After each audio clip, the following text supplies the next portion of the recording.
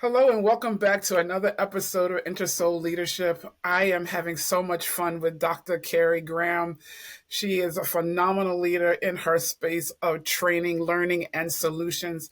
We have had a excellent time talking about making sure that the training budget dollars are there for you to continue to build on your vision, to continue to complete your assignments and really serve your clients and your marketplace and hey, even your employees to get that engagement that you want so that they know that you really do want them there because you're investing in them. So welcome back, Dr. Carrie Graham. Thank you, Yvette. Thank you so much for having me. I loved our conversation previously, and I am so looking forward to our next conversation as it relates to training strategies.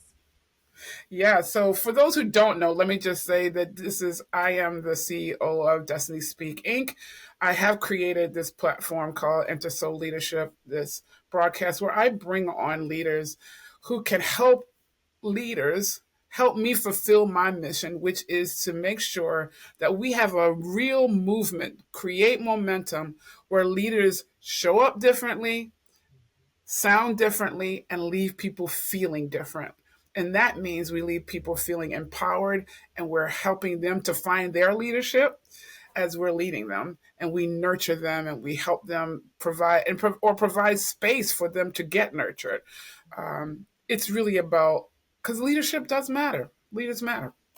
And we've been talking about timely about training because if we don't sew back into our employees, we don't sew back into our teams. And just for the record, whether you are business, ministry, or community, and you have leaders, you're the leader, and you have leaders under you, or you're growing people and grooming people to lead.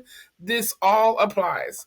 We have to intentionally have budget dollars where we're training them in the spaces that they need to be reinforced, and we need a strategy. So that's what we're talking about today. Real nuts and bolts around strategy. So take it away, Dr. Carey, around what is a strategy? Yep. Why should we have one? Yes, yes. So timely, so timely. With it being end of year and people are looking at all the things and planning for next year. When we think about a strategic plan, right? This is the time of year when businesses, organizations of all types are doing some strategic planning.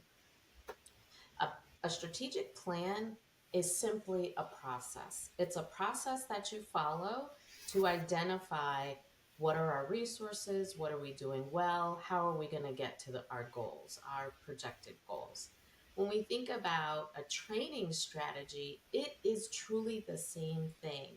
It's a very comprehensive process to evaluate how successful has the training been so far or not, what are areas that we can improve, and what else needs to be done to ensure that the training outcomes are realized. And to your point, Yvette, there's so much to be considered about empowering your community, empowering your organization, empowering the people in your business.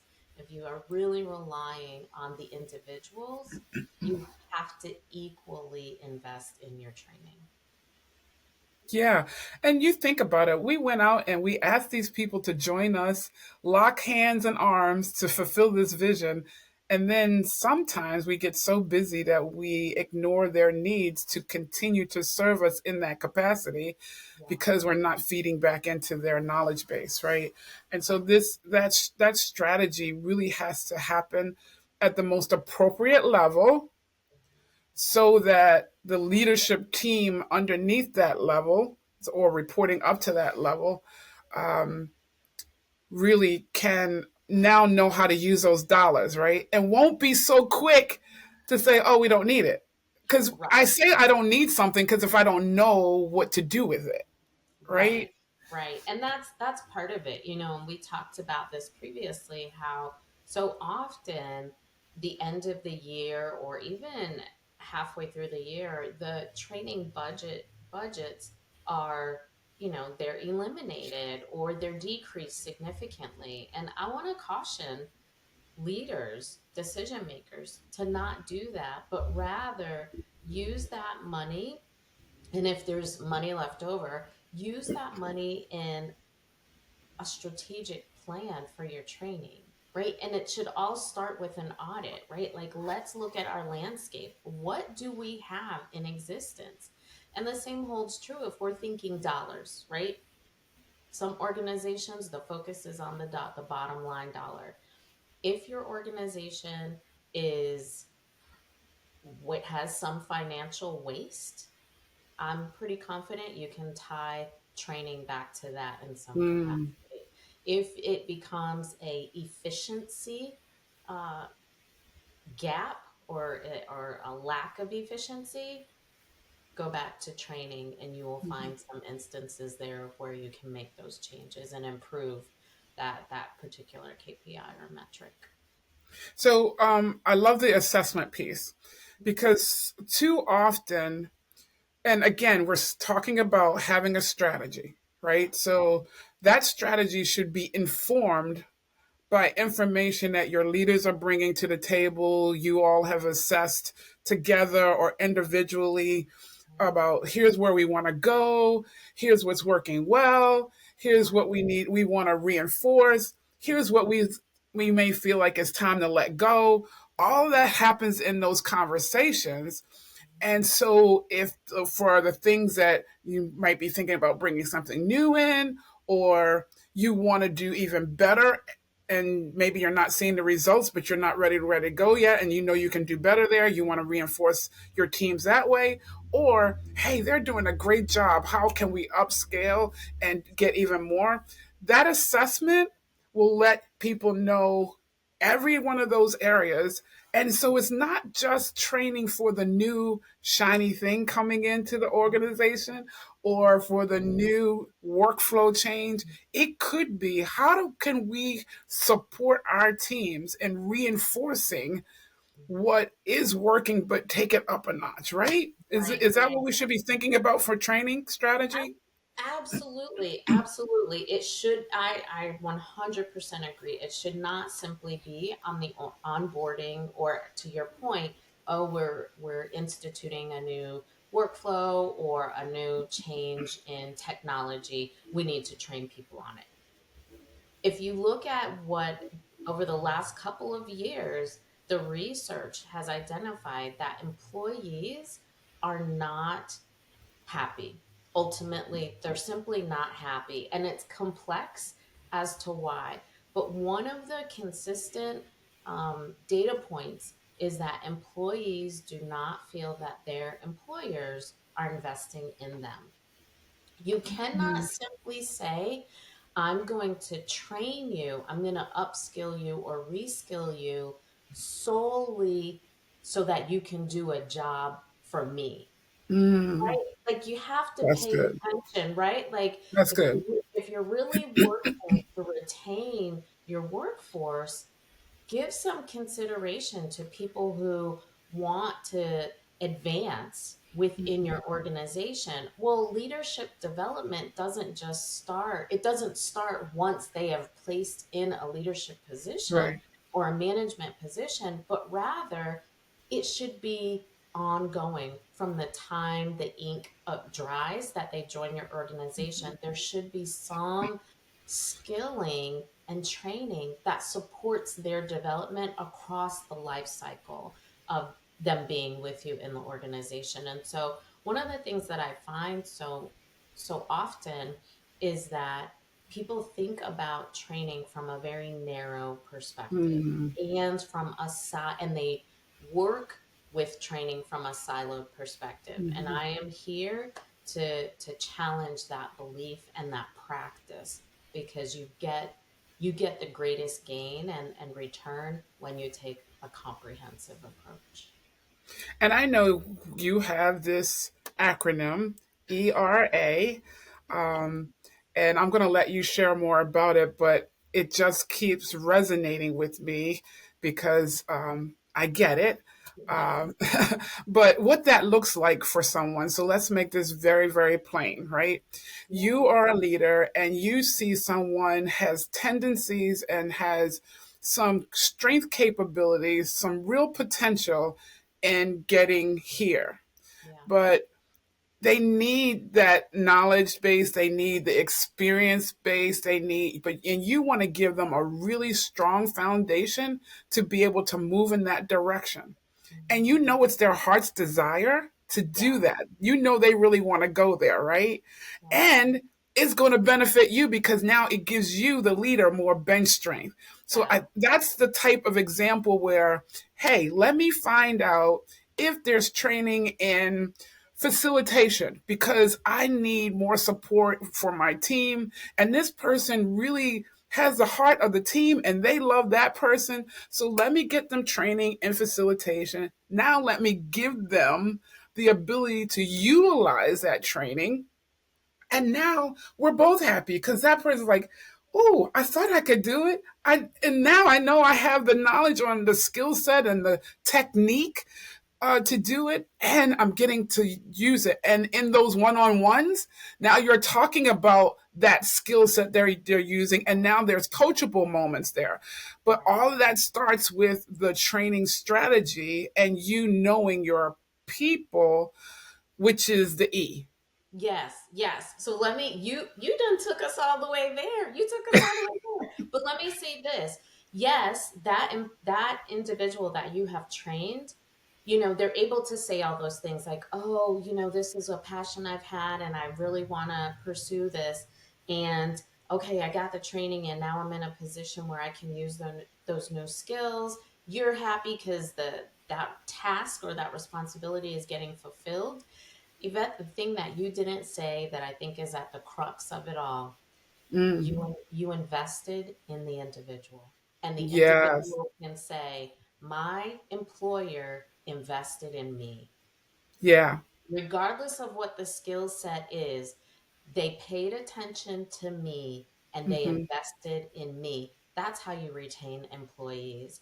Right. But when we think, if we go more at a bird's eye view and we look at training from a strategy perspective, there is in fact the engagement. And before I get started, I'd like to say, I want you all to say it's a new era in my training, It's right? a new era in my training. That's right. That's right. Now, if you're listening, you need to say it too. It's a new era in my training.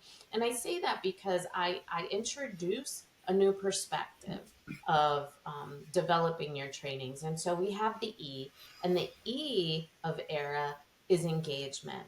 How are you engaging your users, your learners, your employees?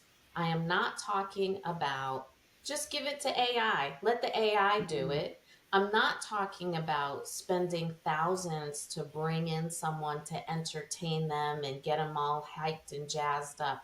I'm not talking about that. I'm talking about, and I'm pleading with you, leaders and decision makers, I am pleading with you to give consideration to who your users are, not their position and their role, or let's move Mm. beyond their position and their role.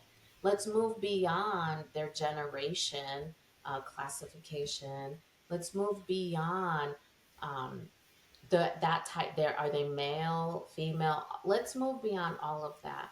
Who are they as a learner? What Mm. past experience do they bring to the table? Are they individuals who have seen decades of new technology and they've had to incorporate it? Those are individuals that have a great perspective. That's Mm. what you need to leverage. Are they just coming into your organization and so they're bringing a fresh perspective or a newer perspective in some capacity? Have they been formally educated, or are they, what they've leveraged are years of intense experience? Mm. That's the level at which you need to assess the individual. Because if you speak to that factor about them when you're creating the training, when you're facilitating the training, that is going to hold their attention. That is Mm-hmm. going to cause them to lean in, to Mm-hmm. want to learn more, to share more, right? You got Mm-hmm. to ask them about that. And so now they're engaged. Right. People who are engaged with something are internally motivated to stick with it. So Right. now you've got them positioned to learn. Mm-hmm. Yeah. Yeah. That's good. And so we have them engaged, We've got them right? engaged. Because you saw me, as you said it, they Mhm. saw me and they invested it. They cared enough about what I care about for me. Because let's face it, people don't just come to work just to come to work. I mean, they really do innately, I believe, want to learn, want to grow, want to become better people, Right. better not just better people in that sense, but I'm saying A better really good. version of who they are. There you go, a better version of who they are from that workplace or that skill set perspective. Mhm. So yeah, you saw me. Now I'm engaged, Right, and right, now I'm engaged. And right. so and then how do you get me to that retention? Is much easier, it seems, right?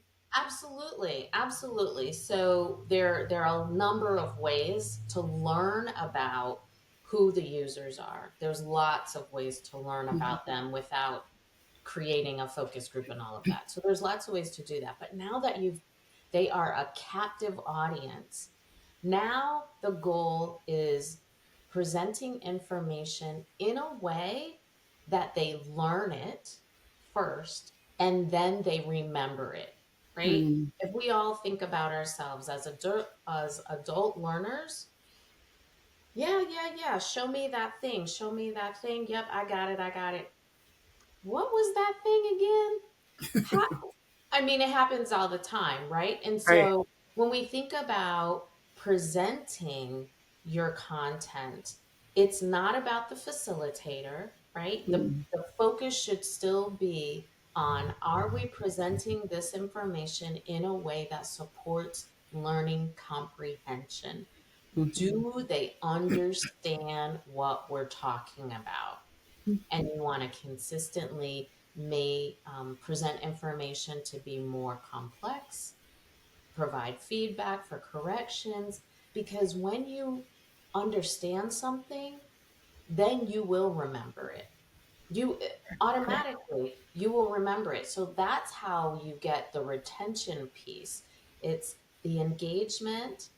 Now we've got them retaining information. And Yvette, sadly, that's the point where most organizations stop their training. They stop mm, that with, oh, okay, we've presented the information, check, it's done. And right. so in those cases, businesses often wonder, well, why aren't they applying what we presented? Why do we have to reskill them on the same topic? Why are mistakes being made? The reason is because they haven't been provided, the users, learners haven't been provided an opportunity to practice those skills Hmm. and practice what they've learned. So it's about helping them apply, like do the how to Right. apply it appropriately, but also build their confidence. Hmm.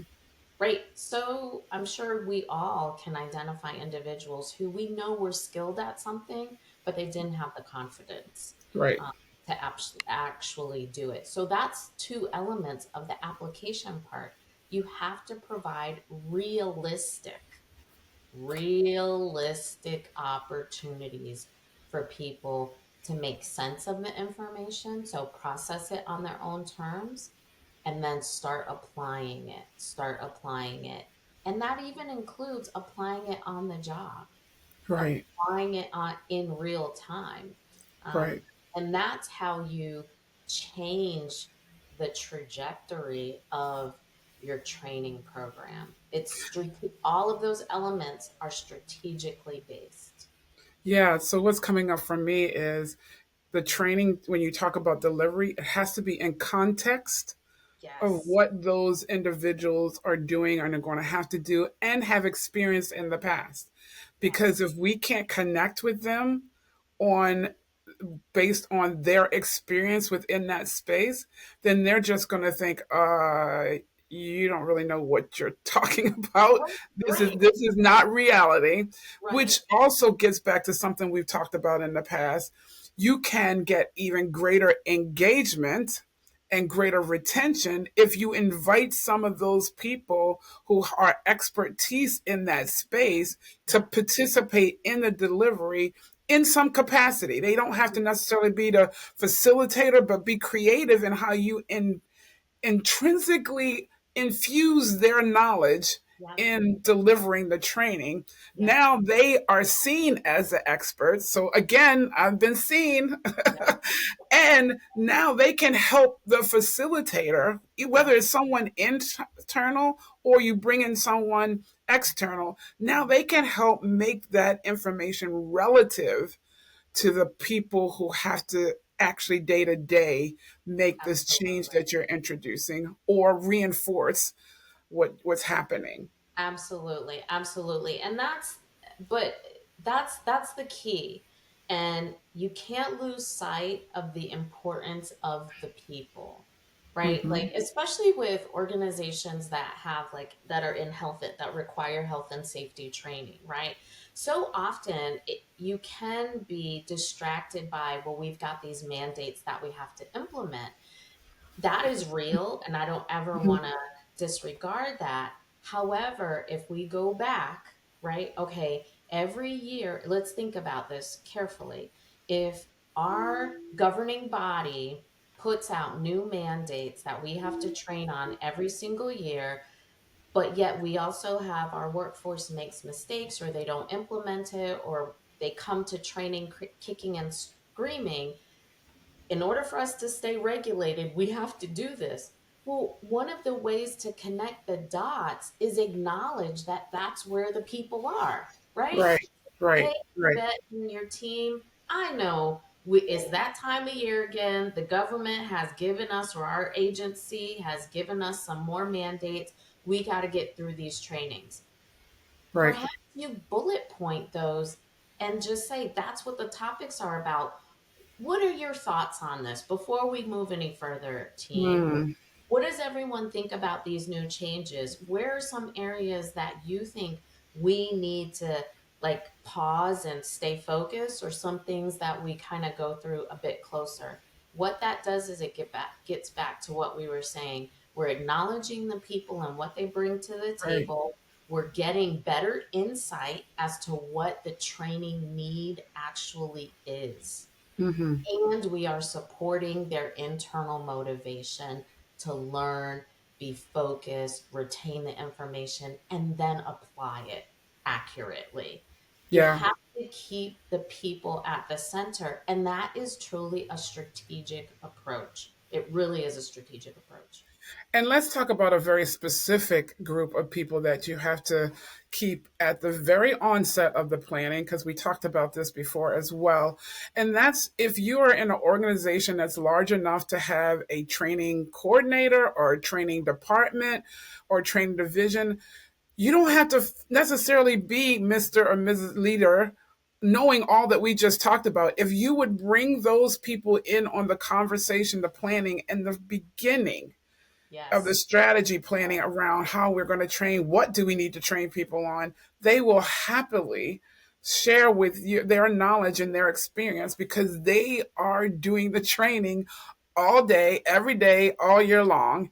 And they can tell you if you're bringing this in, it's going to impact workflow A, process B, technology C. And this is the struggles we're already having there, or this is the success we're having there. And they can even help you understand how well it's going to go or how much reinforcing you need to do there because of the struggles they're already having in that Yeah. space. And Yeah. every time I've had a project or helping an organization with a change, and I bring those training folks in the beginning, they are so grateful because Yeah. now I've put them in the proactive seat as opposed to Exactly. reactive.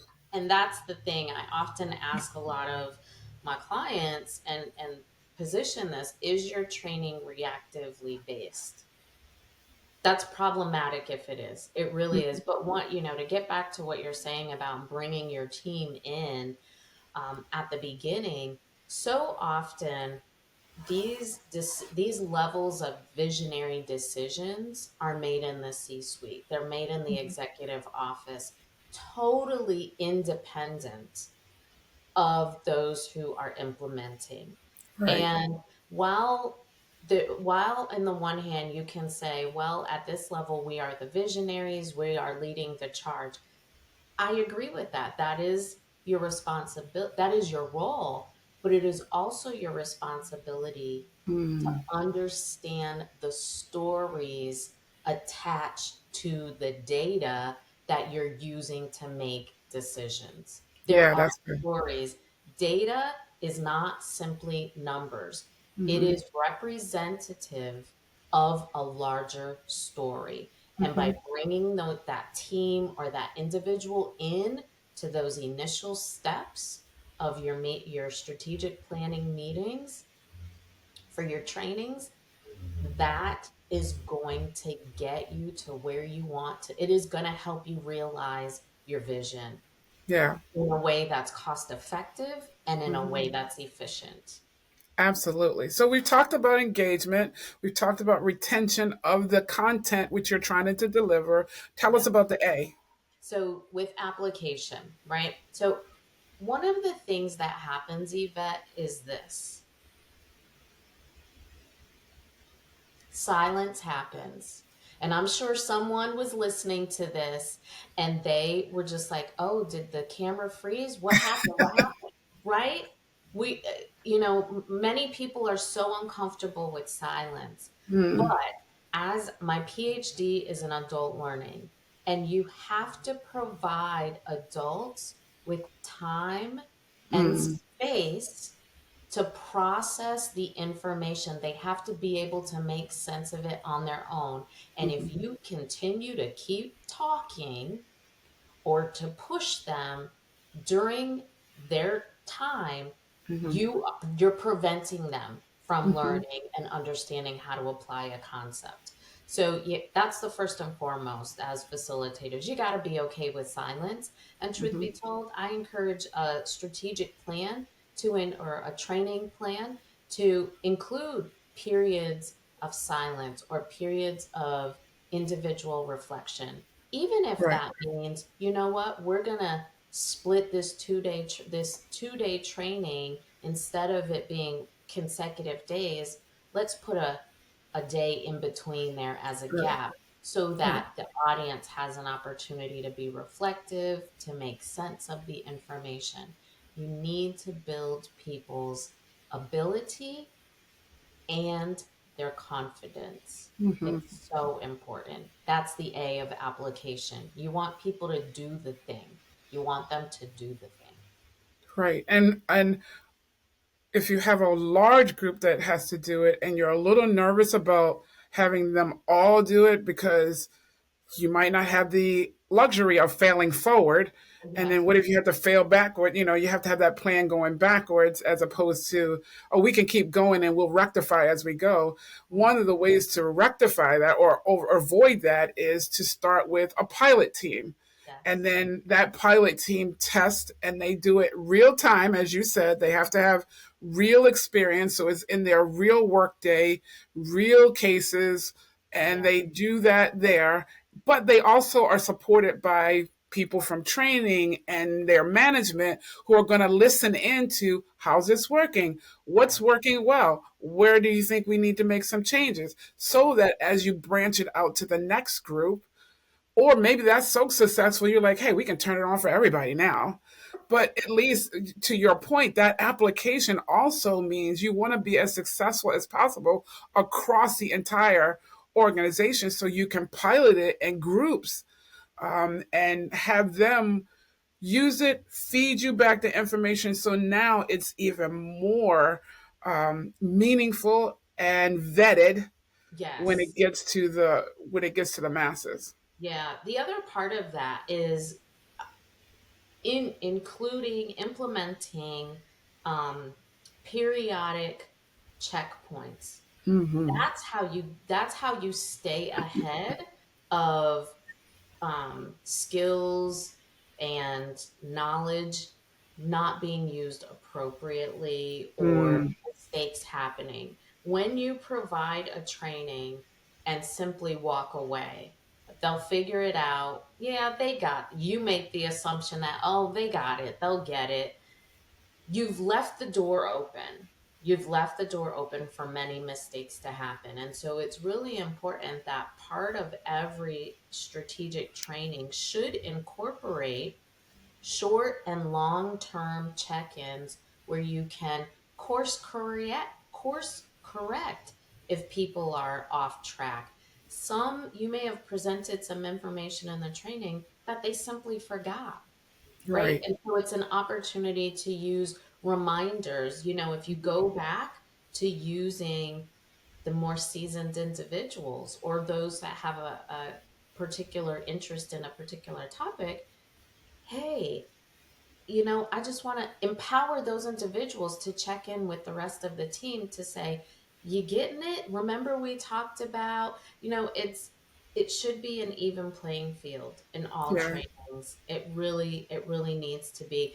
One of the things though, Yvette, that I think is so interesting, you come to this conversation from a change management perspective. Mm-hmm. And that is when you are blending organizations, there's still a level of training that Mm-hmm. needs to happen. And, so often in the last couple of years, I don't know where this word came from, unlearning. Well, actually, I do know where it came from. Um, but it has been used in a way that doesn't make sense. I'm just going to call it what it is. It doesn't make sense, right? No living individual, human being, can unlearn anything.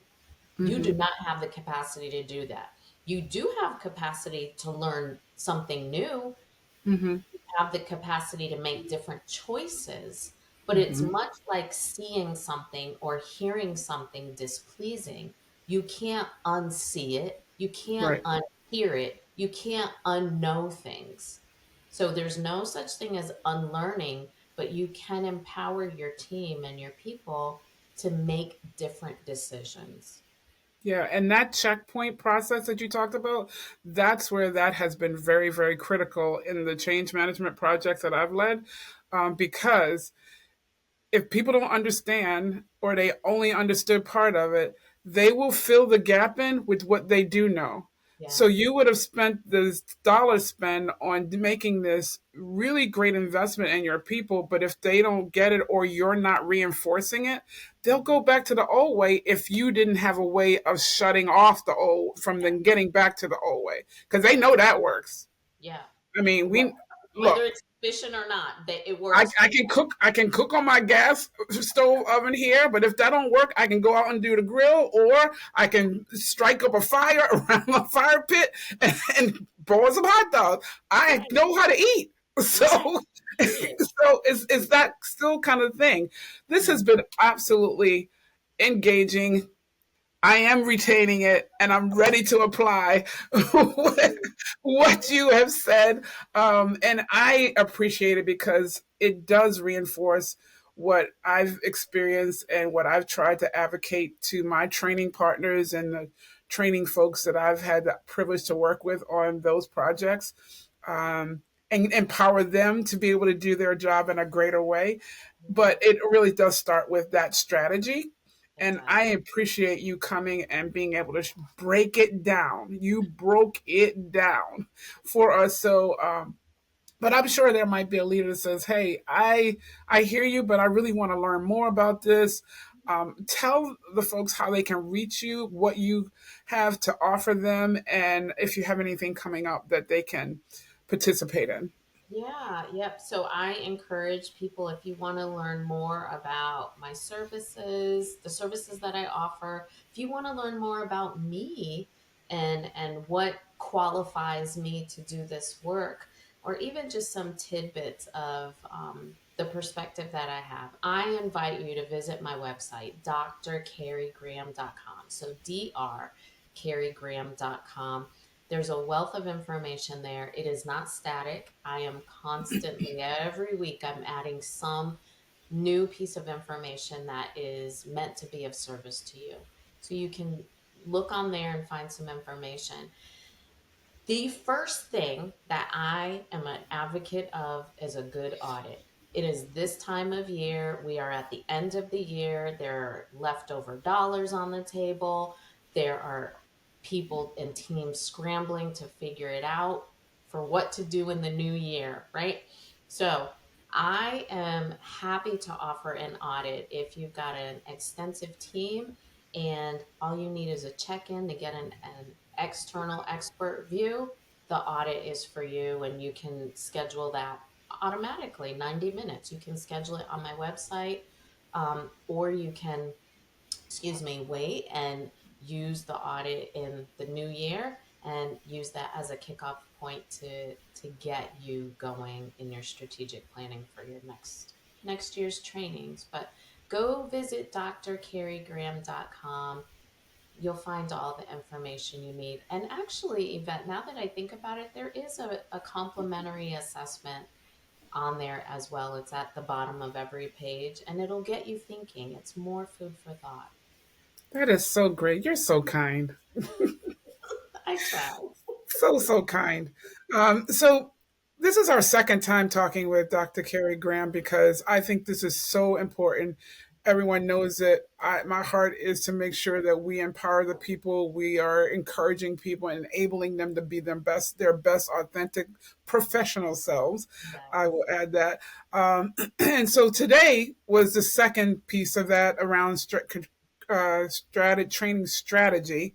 Yep. And I mentioned, and I alluded to this in the beginning, whether you are business, ministry, or community, this all applies. So please don't turn off the thought process. Please don't turn us off because you think, oh, this is all about business and corporate. No, we all have people that we're preparing, excuse me, to answer the mission and Yep. the vision of our organization.